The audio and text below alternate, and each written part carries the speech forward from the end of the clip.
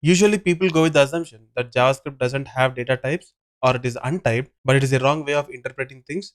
I would say JavaScript has got data types, but the only thing is when you try to declare a variable, it doesn't force you to declare a variable by mentioning the data type there.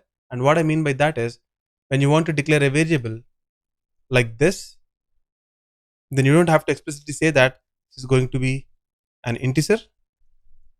Likewise, if you want to declare a variable like this, you don't have to explicitly say that this is going to be a string type variable. Rather, you can just say it is either a const or let, and based on the value that we assign to this variable, which is full name in this case, it is going to understand if it is a string or number or boolean. And what I mean by that is we can just define a variable like this. By default, it understands that this literal here is a string literal. If I have to declare an integer variable, then this can be something like this, and it understands that the value that we have assigned is an integer literal.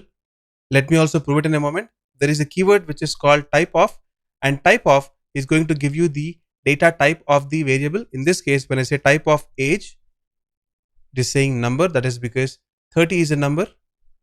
Allow me to declare one more variable here. In this case, it is going to be const full name is equals to this, and when I say type of full name, it says it is string. So put together we have these three data types, which is number, string and boolean. And within number, by default, every number that we declare is going to be a float literal, and based on how we write it, it understands if it is an integer or float. Let me clear the console real quick. And in ES6, a new feature is released, and that is called template literals. And what this means is within some static text, we can embed some dynamic content, and I'm going to show you how to do it. Let me declare a variable. And now allow me to declare one more variable with some static text in it, and this is going to be const greeting is equals to. If you notice this, I'm using backticks. Within backticks, I'm trying to have the static text, which is hello, and followed by that, I'm going to use dollar and curly braces, within which I'll be having the name of the variable, which is name in this case. When I return it, we get undefined. That is because that is a default return type. And now when I say